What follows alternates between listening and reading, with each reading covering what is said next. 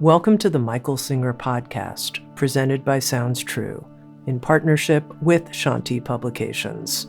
For more information about Michael Singer's work, access to all prior episodes, and information about upcoming releases, we invite you to join us at michaelsingerpodcast.com.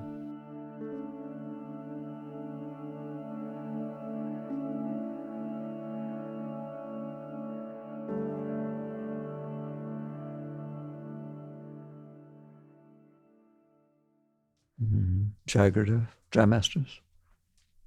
As we come into a new year, it's a good time to take stock, inventory. How are you doing? What are you carrying with you into this next lap around the star? People have so much trouble with life. They struggle. They have trouble making decisions. They have trouble with guilt. They have trouble with fear. They have trouble with desire. You know anything about that? Kind of drives everything. There's a solution to all of this. It's not difficult to understand. To do, that's a different story. It's not what you're doing, ever. It is never what you're doing. It's why you're doing it. That's as deep as it comes. That's all you need to know. So when you try to make decisions, it's not about what you're going to end up doing, what decision to make. It's on what basis are you making that decision?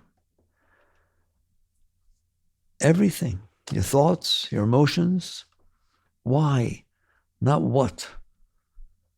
Why are they the way they are? Not what do I do about it? Spirituality, Buddhists say, work at the root. That's the root. There's going to be action. There's going to be reaction. There's going to be interaction. The question is not what are those things? Why are you doing them? What is underneath that is driving your behavior? That's what spirituality is about. And it really is. It's not about meditation. It is, yes. Meditation is a wonderful technique for achieving what we just talked about. For going deep enough to see why you're doing what you're doing. Once you see why you're doing what you're doing, you're bye-bye. Understand that? I don't teach meditation. I meditate, always have. And you all should meditate. It's wonderful, right? Why don't I teach it? Because what I have found throughout my entire spiritual growth, which is a very long time, is why am I doing what I'm doing? Why am I meditating? Why am I not meditating? Why am I eating what I'm eating? Why am I interacting with the person I'm interacting with? Why do I like this person? Why don't I like that person? Not what, why. Why takes you deeper. And when you go deep enough and you start seeing the why is disgusting, do you understand that? You better start handling that, okay? The why is just, are you kidding me? I'm the most selfish thing that ever walked the face of the earth. All I care about is me. What do I want? What am I for my children, for my spouse, for my finances, for my job? It's I, me, mine all the time, isn't it? Okay? That's when you start to wake up and realize there's this journey, the journey to die, to be reborn. That's what Christ meant. The journey whereby that's gone. Can it be gone? Yes, it can be gone. If it can be there, it can be gone. Okay? That's another story, how to do it. We can talk about that. But that's what spirituality is about, is why are you doing what you're doing? And if you look at it, you're going to see, I'm not happy. I want to be happy. I'm happy. I want to stay happy. I like my job. I want to keep it. I don't like my job. I want to change. Somehow the letter I shows up everywhere. I'm a Beatles fan. Come on, I grew up in the 60s, right? I didn't know till recently that they had a song called I, Me, Mine. Did you know that?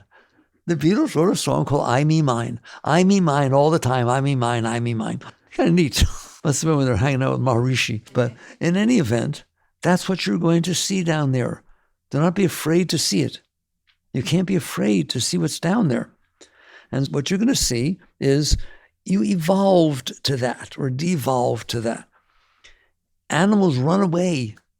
We love the deer. They're so beautiful. They run away. Okay? We're not going to hurt them. We love them. But they run away. The possums run away. All the little critters around here, the armadillos, the possums, the foxes, the raccoons, right? We have skunks. We have a lot of little critters out here. If you go to pet them or talk to them, they run away. Well, you're the same. It's a very evolved version of that. Your running away involves defending yourself, involves lying, involves manipulating, involves deciding what you want and trying to get it. It's all coming from the same place. It's coming from fear. It all comes from, I'm not okay. How do I be okay? I don't do seminars. You wouldn't want to come, all right? If I ever did, I'd make you say that like a mantra. Admit it. I'm not okay. By the way, that's why I'm doing everything I'm doing. Listen to me. I know you like to be positive-minded. Well, Buddha wasn't too positive-minded. What was the first noble truth? All of life is suffering. My God, there's a negative guy, all right? All right, well, I'm teaching the same thing. What you will see if you look down there, listen to me, that you're not okay. Not okay. If you're positive, you're trying to be okay. That's positive. You haven't given up. You're not depressed. So depression comes. Where does depression start? I'm not okay. Nobody who is okay is depressed. I'm not okay. And I've given up seeing a way to be okay.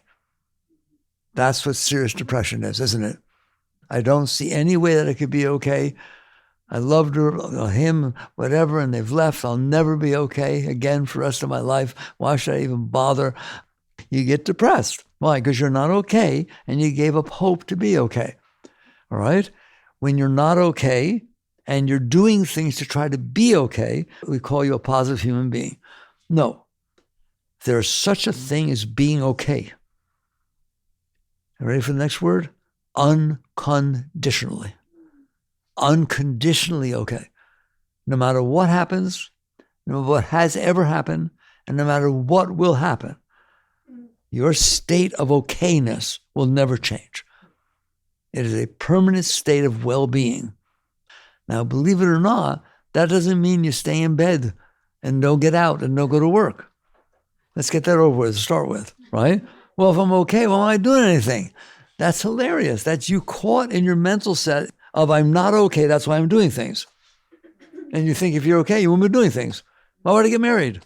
Why would I have children? Why would I go to work? Why would I take care of my finances? Why would I do anything? I'm okay. I'm fine. I'm in ecstasy. Isn't that wonderful? All right, what you're missing is when you're okay, believe it or not, that becomes the motive for action, not a motive for inaction. Why? You want to express yourself. Now you want to get for yourself. Now you want to fix what's wrong. Now you want to get what will compensate for what's wrong. You know the difference? You're filled with love. You're filled with joy. You're filled with well-being all the time. It will never go away, and you know it will never go away. That's what I want you. You hear me? Coming to a new year, let's have a serious talk. There is such a state. Don't you dare think there's not. And we'll talk about it in a second. All right? In that state, you want to express the beauty that you feel, like an artist wants to create a painting, wants to create a sculpture, wants to sing a song. You don't not act, but your motive for action is that you're so filled with inspiration and love and expressive,ness that that's where the action comes from. You will reach a state where you go to work and you don't know why you're getting paid. Every 2 weeks, what's this for? I came to work and I was in ecstasy doing what I was doing. I just loved everything I was doing. I was programming, I was doing nursing care, I was doing whatever I was doing. I couldn't wait to get there. And you're paying me? That's really funny. See? Motive for your action. People who go to work now, it's hilarious. There's 5 days during the week, normally. Monday, Tuesday, Wednesday, Thursday, Friday, right? They go to work to be able to do things on the weekend. How long is my vacation? Only 2 weeks? I'm going to protest. I want 3 weeks. A great being doesn't even know what the word vacation means. It doesn't even enter their thought because they're okay. What you mean by vacation is getting away from what I don't want to do. That's why you need time off from what? Time off from I can't get myself together. Time off so I can't breathe. I'm so stressed out. I need some time off. Are you kidding me? There's no such thing as a vacation. There's no such thing as time off, right? You don't need it. You're filled with love all the time. You're just doing what you're doing. You can't even wait to do what you're doing when you're doing it, right? You're very quiet, okay? You want to talk about a place in the sun, and before my life is done, that's what you're talking about. Right now, it's not like that, is it? Right now, you're not okay, and you need things to happen outside that make you feel better. And if you have that going, they say, oh man, she found it. She found her soulmate. Okay, what if he does? What if he leaves you? Oh, why'd you get so quiet? Can they die? Answer me. Can they leave you? Well, now what? How you doing? That's because your well-being was conditional. There is such a thing as unconditional well-being. It doesn't mean you don't get married. It doesn't mean you have children. They're the natural expression, or not, of your expression. It's not anything you're doing out of need. There is no need. There's no psychological needs. And that's what all y'all are working on, your psychological needs. Most of you can eat once in a while. And I'm not making fun of that because some people can't. That's why I made the distinction between, food, clothing, shelter, not mansions and lobster. Food, clothing, shelter. We know there are people in this world who don't have those things, okay? And of course, you feel compassion for that. And by the way, if you're not okay, you will find a reason to not take care of them. Why are they not working? They must be lazy. Whatever it is, any way you want. They're not educated.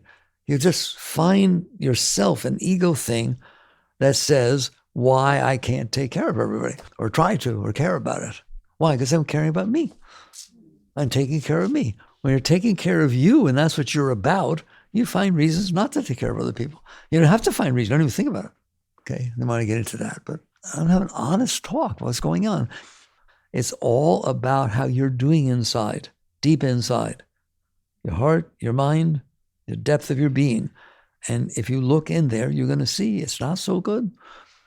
So you need to do things outside that make it be better. Okay? And there's nothing wrong with any of this. You need to start from where you are, but at least let's start. Be honest. I am about me. What am I going to wear today? Well, I care what you're wearing because I want people to like me. Why do I want people to like you? Because it makes me feel good. Why don't you feel good? Every single thing comes down to the root, which is I'm not okay. Come on, admit it. I'm not okay. I'm trying to be okay. And I think if she loves me, I'll be okay. The net result is you've just got all these conditions that say I'll be okay if this happens. Has it ever made you permanently okay? Have you ever gotten what you wanted? Have you ever gotten what you wanted? And you never want anything else, right? It doesn't last for 2 seconds. That's what Buddhists mean by transient. Yes, you can do things that match what you want and they make you feel better. The question is, why do you want them? And better than that, why does not everything make you feel high? Why does not the sun come up in the morning, blow your mind? Going down in the evening, same thing. Why is not every single, I can't help myself, right? I'm addicted, right? There's this tiny little planet. There's a rumor going around. There's this tiny little planet spinning around the middle of black, dark, empty space. There's other planets, not to mention the exoplanets, I won't talk about those, but there's other planets within our solar system. How would you like to go there and hang out? There's nothing happening. Will you please go to Mars, at least in your mind or on the web, and take a little trip and see how long before you're bored to death? I don't think you want to go to Mars, right? Is it like that here? No, every single moment of your life, there's all these things happening. There's colors, there's shapes, there's people, there's nice people, there's mean people, there's old people, there's young people, there's women, there's men. There's everything all the time. There's computers you can play with. There's horses you can ride. Yes or no? Are there things you can do on this planet? Every place you look is awesome. Then what do you mean you have need? I don't understand. Now, I'm going to explain it to you, because you do have needs, don't you? How'd you get needs? Why are you not okay? Why are you not just blissed out being here? And by the way, you don't have to stay. It's not like a camp. Oh, I want to go home. You get to go home. Don't worry. It's a handful of years. You hang out on a planet that's got so much to do. It's unbelievable. So much variety. You don't like this, do that. But that's how you see it. I'll do it very quickly. How did we get so screwed up? Fair enough. Ready? Okay. I'm in here. I'm conscious. I'm aware. There's awareness here. A rock doesn't have awareness. This in here has awareness. I'm aware. All right. What are you aware of? I'm aware that there's a world out there. How are you aware? Because it comes in. All right. You're in here. And you've always been in here. Were you in there yesterday? Were you sure you were in there 5 years ago? Right? You just received different messages, came in through your senses. Right? So you're sitting back in here. Fine. That is what's supposed to be. That's why you have a body, so that it can experience this creation that God made. Okay? Let's use the G word. Did you make all of this? Did you make everybody? Did you make everything? Did you make the planet? Did you make all the stars? Come on, you're busy, aren't you? Something made it. Let's call it God. How about a nice name, all right? Short URL, G-O-D. So I don't care what you think made it, right? Just understand I didn't. That's what. I did not make it, all right? There are 2 trillion galaxies, all with hundreds of billions of stars, and your sun is one little star in one galaxy. I know. Any of you think you made it? No, you didn't make it, all right? Something made it, and you get to experience it. That's what's going on. You, the consciousness, is experiencing. Let me get the cat out of the bag right now. You know who you are? Now that I made you feel low because you're selfish, right? You know who you are? You are the divine consciousness that created every single thing in the universe, looking down to experience what he created. I've been doing this for how many years? That's what I see. That's what it is. You are the divine consciousness, the awareness of the universe, made the whole universe. Still is making it. The quantum field's coming up every moment, creating everything. And then the consciousness that created everything is looking down into its creation like an artist would look at its painting. You made something, you step back. Nobody else has to buy it. Nobody has to look at it. Just the joy of seeing what got created.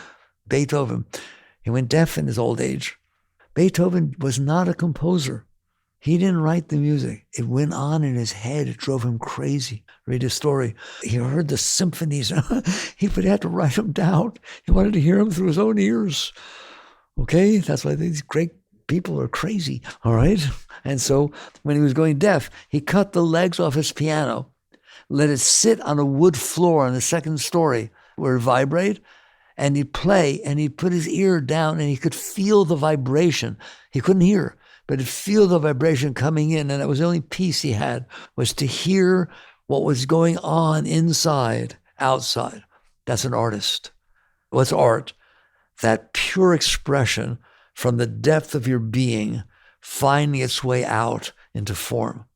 Is that not art?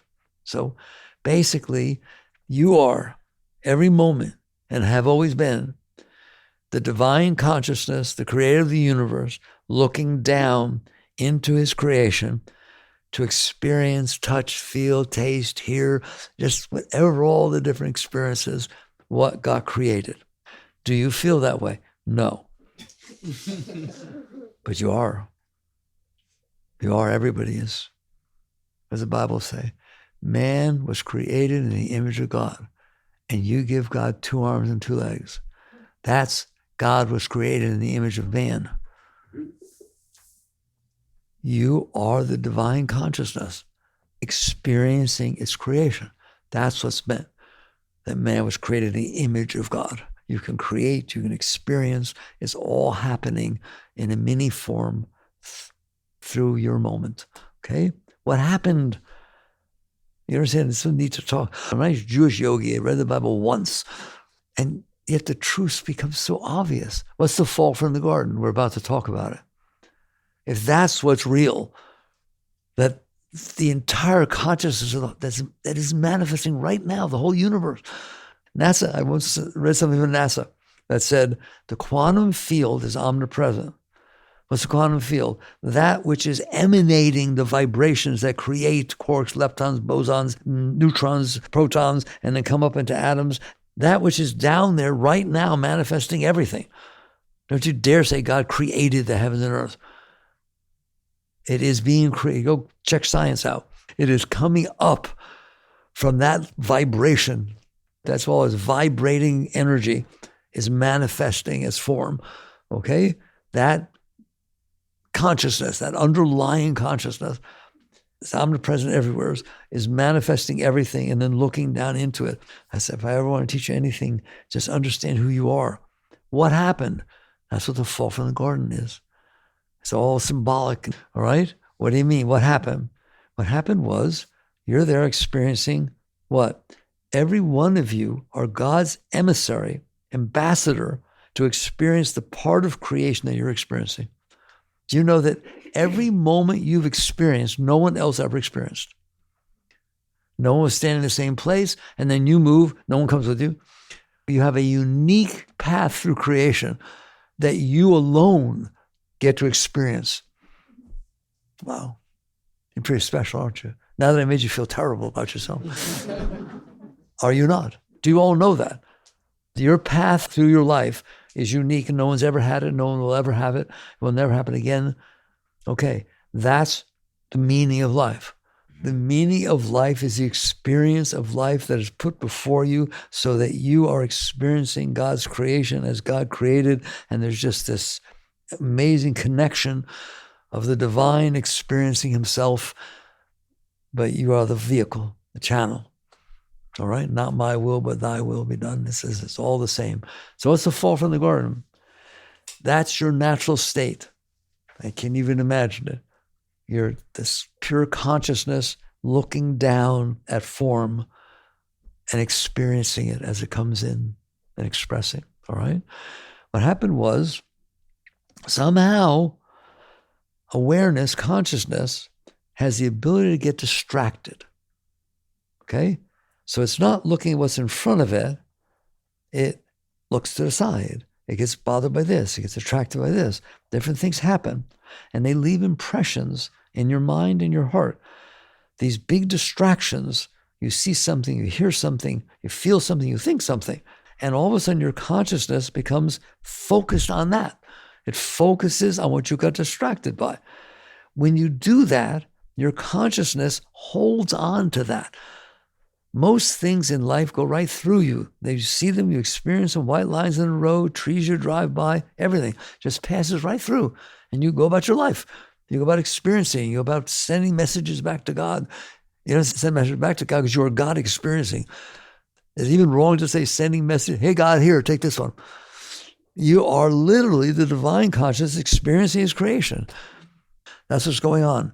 But you get focused on certain things, not other things. And when you take your consciousness, your power of being, and focus on something, it gets stuck inside of you. Have you noticed that some things go right through?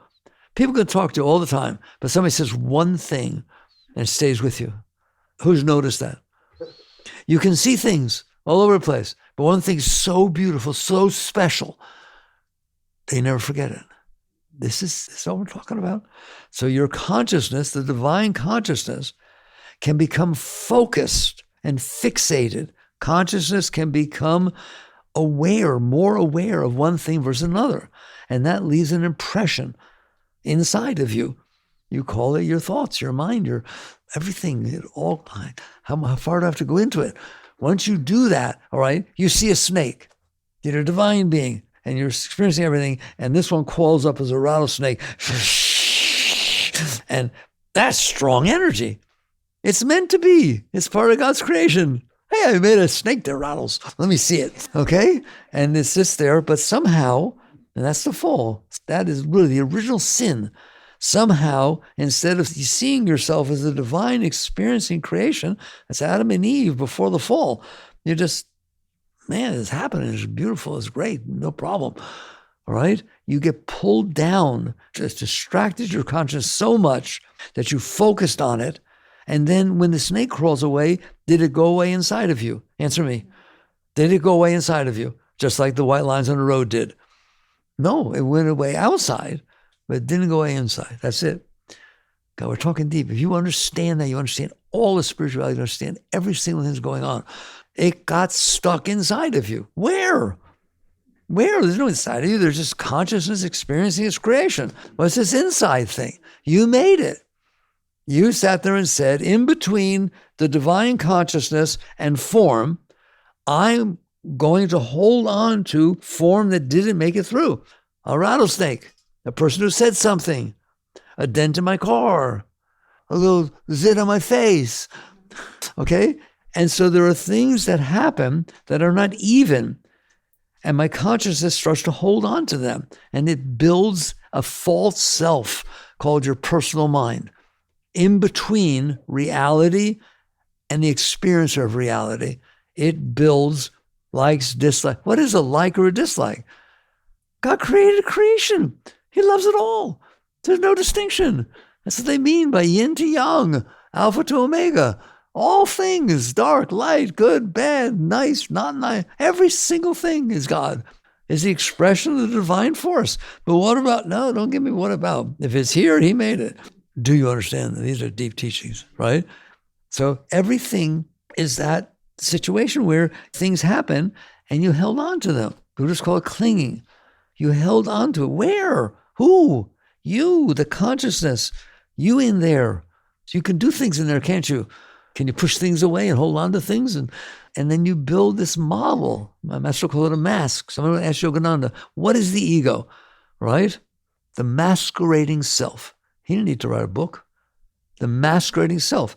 You, the awareness of being, the divine soul, the ray of the divine consciousness, pulled around you, made out of form outside, but you did inside, all right? Pulled around you this thing called a thought about the past. The past is over. It didn't even exist. I told you, every moment just comes and goes, doesn't it? It will never happen again. But you held it inside this place you call the mind and the heart, these energy fields. You used your will to hold these together. And so you built an entire model of what you want, of what you like and what you don't like, all based on the things you held from the past. That's where all of your preferences come from. They're not natural. It's not wrong. It's not guilt. There are no natural preferences. God created everything the same. The armadillo is not different than the monkey, right? It's just something he created. It's a video game that everything exists. Everything. And it all came from the same source. And what I love, like I said, is that science is telling you that all form comes from these vibrations underneath. All of it. Throughout the entire universe. Every star, the black holes, everything. And I don't have to tell you that. Go study, all right? Go at least expose yourself to what the quantum physics have found out. There is no form. There are no atoms. There's just vibrations down there. And they put themselves together to make all that you see right now. It's happening right now. All that's what is everywhere. Okay? So God's not judging what he made. And I say, well, I like Mars and I don't like that. All right? If I bother to make it, I paint. Monet, I know I like impression art. Monet painted beautiful paintings, right? You don't sit there and say, well, what's that dot there? Like our critics should be sent to Mars. Can you imagine some artist feels this, like Monet or Renoir or Beethoven, they feel this inspiration pouring through their being and they paint it out or make the sound down there and somebody with their mind shows it, he shouldn't have done that. Oh, you said that stroke's not exactly right. But are you kidding me? Where does that come from? All right? And where does it come from? It comes from the fact that you held on to things inside of this place in here, which is in between your consciousness and experience. You built a model based on the stuff you clung to. And now you say, if when it happened, I liked it, that's why I clung to it, because I liked it, then I like anything that reminds me of it, looks like it, tastes like it, anything.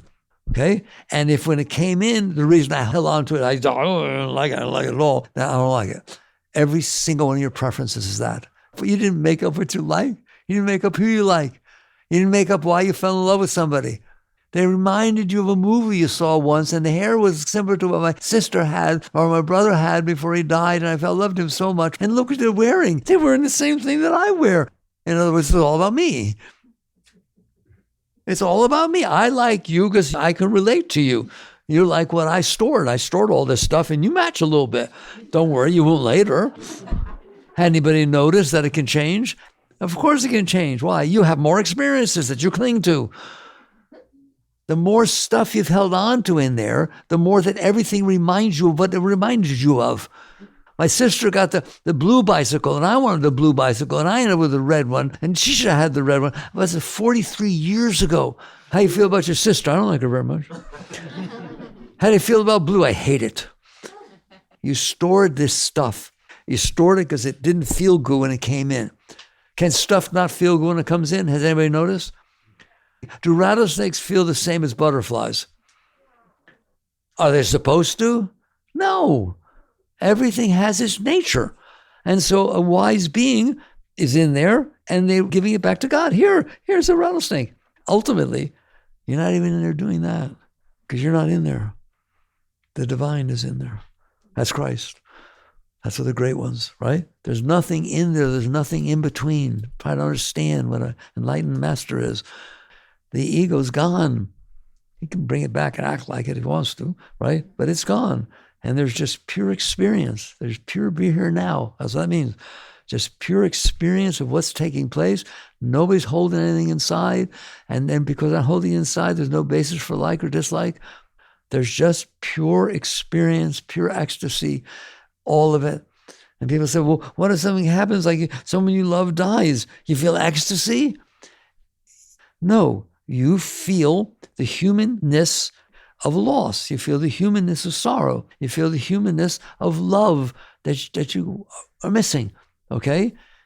But you're in ecstasy feeling that. That's just part of what God created. It's just part of the whole. It's not, oh, how can I talk to you? Talk about duality. How about 70 billion size multiplicity? You broke the whole thing in little pieces and decided which part you want and which part you don't want. What's wrong with feeling sorrow? Nothing, unless you get into it and get lost in it, so you keep it. No, it comes in, events happen, you feel them. Of course you feel them. And they pass through and they make you a better. Every single thing, start this way. If you're playing a sport or playing an instrument, does practice help? Is it true that there's no such thing as 1 minute that you spend experiencing that practice that doesn't make you better? Every single thing you do, you get better by doing it. Every experience you ever had was meant to be experienced, and you're meant to grow from it, not get screwed up because of it, or not feel, oh my God, that would have been the love of my life, and they left me. No. You had an experience. Someone you loved betrayed you. Someone you loved left you. Did it create feelings inside of you? Did it stir up the stuff you stored from before? Is that bad or good? Someday you will wake up and saying, I can't get back to who I am, the divine conscious experiencing creation, when I have all this garbage inside of me. So if things happen that I don't like, if things happen that are disturbing to me, doesn't mean they're not disturbing. It means I am open to experiencing the disturbance so that I can learn to be fine, learn to be better under all situations. But it doesn't mean you don't feel. You're just okay with what you feel. Someone wants to ask Ramakrishna, a great enlightened being, does an enlightened being ever feel anger? He said, yes. But he said, it's like riding on water. And it goes right through. Yes, something happened, you feel right through. There's nothing wrong with anything. It's just all reality. And you're experiencing it. The problem is you stored all this stuff from your past, Freud. You stored all this stuff from your past. You held it in there. Most of it you don't want to experience. You push it away. You suppress it. What is suppression, denial? What is all that? It's you in there having experienced things. You don't have to deny what you never experienced. You don't have to suppress what you never experienced. You've never suppressed what you never experienced. True statement? But if you experienced it and you were able to handle the experience, you didn't be God experiencing his creation. You had all this stuff in there that made it you, and it didn't like it, then it pushes it away. Where's it going when you push it away? It doesn't go anywhere. It stays inside of this mess you made in there. It makes more of a mess, like a computer virus. It gets in there and it touches everything else, and you associate everything with all the garbage you stored in there. So now you've built this thing. Sorry, it's a thing, isn't it? How about this? There's no such thing as a good personality. There's no such thing as a good personality. There's personalities that you sell to people so that people like you. There's ways that you behave that are more socially acceptable than other people. But there's no personality. There's just God experiencing God's creation. And it's all coming in and going through, and the next moment happens, and you're in joy of all of it. And all of it is just all creation. It's all what's happening. But basically, you don't do that. You fight with it. You suppress it. You in there, the divine force, uses its will to push away things that didn't feel good instead of experiencing not feeling good. What's wrong with experiencing not feeling good? When you're doing yoga asanas, so you do yoga, right? And it hurts, the stretch hurts, but they say relax into it, don't they? Relax into it. Stop resisting. It's the same thing with every single thing in creation. It comes in, stop resisting. Doesn't mean you don't do something about it. Once you stop resisting, you get to interact. But you interact out of love. You're fine. You're filled with inspiration. You're filled with joy. You're filled with the divine consciousness. And so you come down and act based on that. You don't not act. You're giving, you're experiencing. But you don't resist. You don't sit there and say, I don't like that it happened. I can't believe what you said to me. I will never talk to you ever again for the rest of my life. You should be ashamed of yourself. What are you doing? I'm saying I'm not okay, and I'm making sure you're not either. I can't handle reality. Therefore, I suppressed a bunch of it. I clung to a bunch of it. And now I want what I didn't want to happen to not happen again. You understand that? Make sure it doesn't happen again. It better not happen again. I didn't like it. And what did happen that I liked, I hung on to. I want it to happen again. And that's who I am. That's what a human being is. A bundle of preferences based on their past experiences. Let me say it again. That's what the human psyche is. A bundle of clung-to experiences that now I either want it or don't want it to happen again, and I'm out there killing myself to try and get a life like that. That's serious. You want to talk. And you're suffering. That's what the Buddha taught you. All life is suffering. Why? The cause of suffering is preference. The fact that you want the whole universe to be the way you want it to be, but you don't care about the rest of it. How much of the universe do you not care about? Oh, I don't know, quite a bit. You only care about the fact that hits your stuff. Something that can make you feel better, make you feel worse. Why do you not feel perfectly fine? Because you do. The divine consciousness is Satchidananda, eternal conscious ecstasy. That's who you are. That's what's coming down. That's what's looking through your eyes. But something gets stuck in there, doesn't it? Right? And now you understand. That's why you're not okay. You're not okay because you held on. If you hold on and store every single thing that ever disturbed you in your entire life, what's it going to be like in there? Disturbed. Is it not? And so now you're conditionally okay and generally not even that. And that is what spirituality is about. It's to sit here and say it is not about what you're doing, it's about why you're doing it. I'm going back to that. And what you're going to see, you ain't so proud of why you're doing it. You're making decisions based on crazy things, everything. It's all based on the fact that you're not okay. And now I told you why you're not okay. And now I know exactly what part is not okay, because you're different than her, and he's different than that, and you're different tomorrow than you were today, because you're holding on to different experiences, and you're building this ego, you're building this self-concept, and then basically you're making all decisions based on that. Here, somebody's trying on a dress or a suit in a department store, one of those 16-sided mirrors, okay? And they get in, they get inside, and they're turning around and looking. What are you doing? It's either warm enough or it's not. Depends on the season. What are you doing? I'm not looking at the clothes.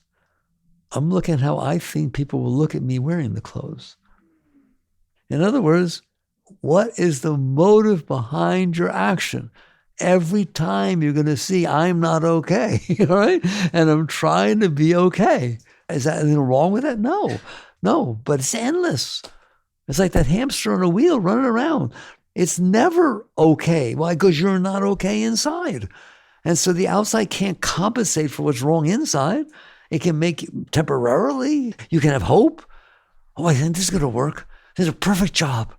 Oh my God, look at my boss. She's a woman. I always want to have a woman boss. And the woman's the CEO of the company. This is beautiful, right? Well, then she gets thrown out. Now what? I hate the job. Am I exaggerating?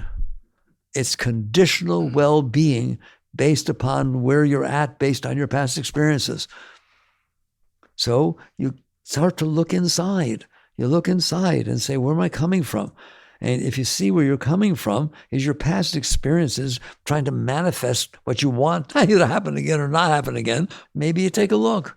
Maybe that's what spiritual growth is about. Of course, meditation helps because it helps you get away for a moment. Okay? But then the secret, go deep, go to 2 weeks. And you guys think that I'm talking against meditation. I am not. Okay? I am not. It's a beautiful thing. And mantras are a beautiful thing. All the techniques are a beautiful thing. I want to know why you need them. It's because you blocked yourself. You need help unblocking yourself. Okay? So that becomes the spiritual journey. All right, now we get down to business. You sit there and you start watching why you're doing what you're doing. Not what you're doing. Why are you doing what you're doing? Okay? And you're trying to make it a little bit cleaner. That's all, just a little bit, each action. Okay? Can I look at it? I don't like being with him. Why? The vibration reminds me of my uncle, and I didn't like my uncle at all, and he really was disturbing, and he upset my mother a lot. And okay, thank you for being honest. Has nothing to do with him. Has to do with you. It always has to do with you. Do you understand that? Mother Teresa went and spent time with the lepers. Most people don't like the lepers. She loved the lepers, right? But she didn't know she loved the lepers. She didn't go there to be Mother Teresa. Aren't I pure? She was filled with love, and it came out on these people that were suffering. Do you understand that? Okay? And so you look inside. You don't get neurotic. I'm not talking about neurotic. I'm not talking about being tense. I'm talking about judging yourself. It has nothing to do with that. It has to do with awareness, being aware of what's going on in there. And you don't have to try. I tell you all the time, look around. Don't move your head. Just look around you. What do you see?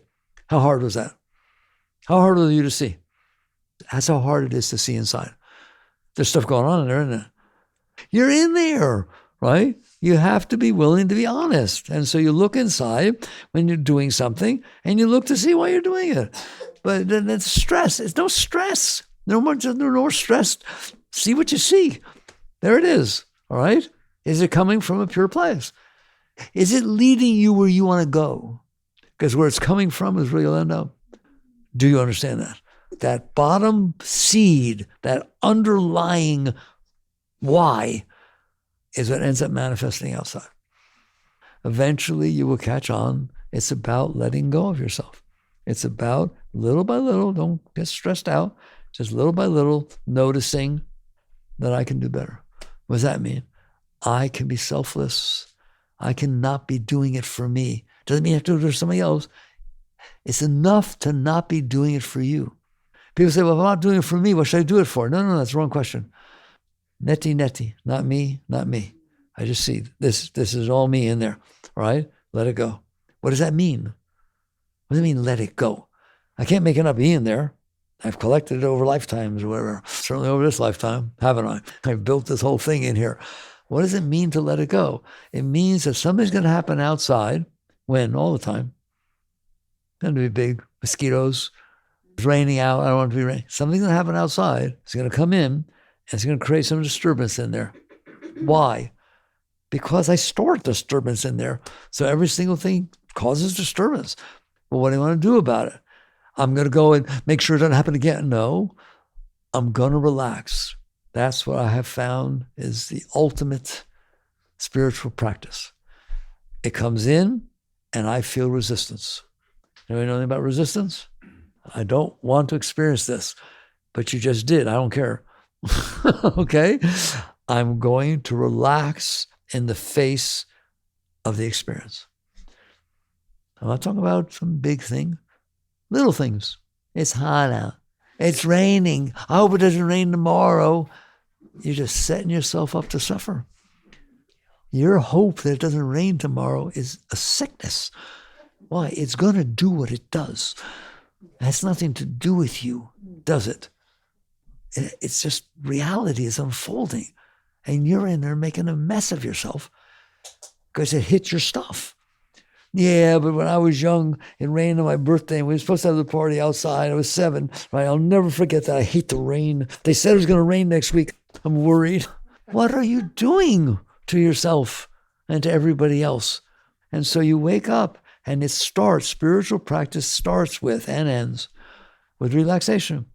It ends with, I'm in here, and I notice it just got tense. I'm in here, and I notice I'm starting to resist. I'm in here, I notice I'm starting to cling. I wish I had that. That car was so beautiful. All right, very good. Okay, have fun. Not having fun. Take your night job, do everything, take the money away from the kids' education thing, and get yourself a car. Why are you doing what you're doing? And you look in there, and it doesn't take long to see me, for me. For me, me. I, me, mine. And maybe with the littlest thing, like, I don't want it to rain tomorrow. Now, come on. You're going to suffer because you don't want it to rain tomorrow. I don't know what to say to you. What do? Relax. What do you mean? I just said, I don't like it. Relax. Relax in the face of not liking it. Relax in the face of the tendency to resist it because you're not going to do anything about it anyways. Just let go.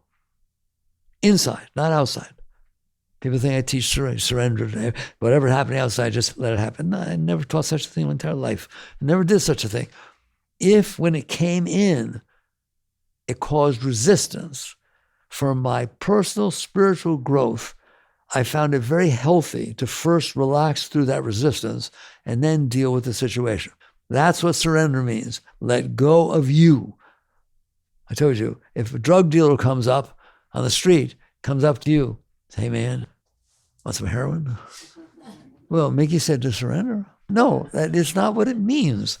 It means if you feel resistance because that person is lost and is peddling drugs and you don't like that person, let go.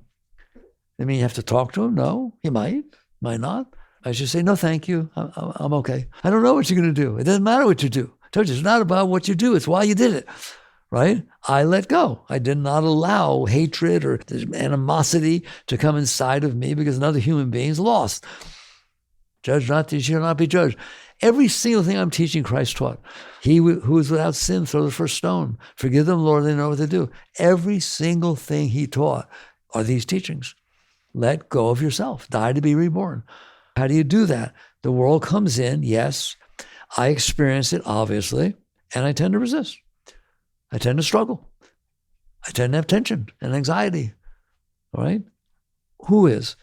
The divine force is looking down at the junk that you built so that it can't experience the beauty.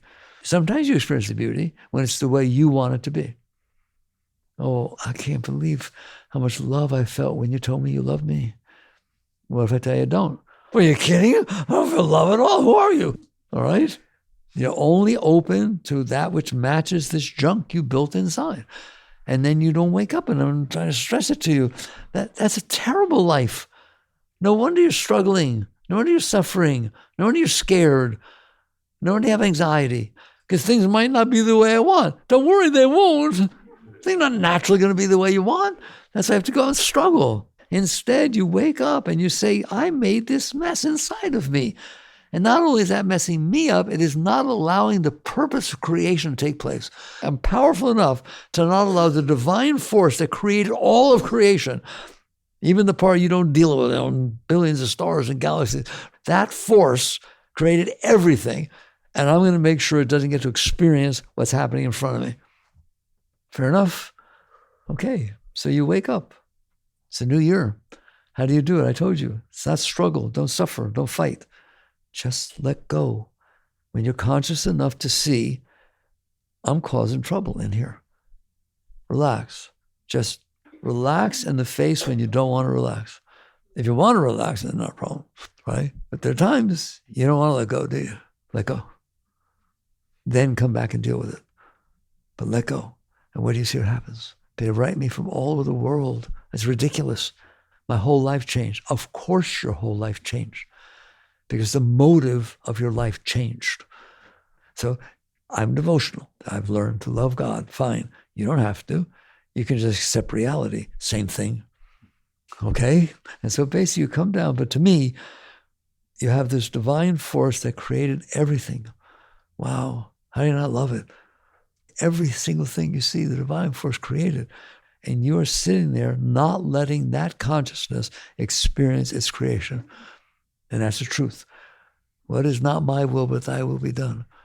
What does that mean? Get out of the way. Creation's already being created. Not my will, but thy will be done.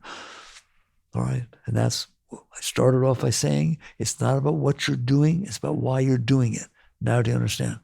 And that is your entire spiritual path, is be honest and do your best. Make sure that what you're doing is the best of your ability, not more, just the best of your ability, the best that you can do, to let it go. And where do you see how much you grow? Everything will change. All right. Jagrata.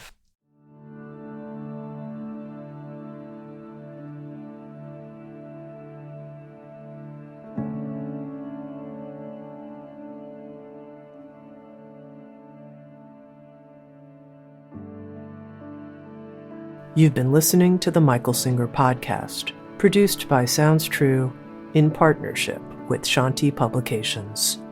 For more information on Michael's body of work and all back episodes, please join us at michaelsingerpodcast.com. Thanks so much for listening. Sounds True, waking up the world.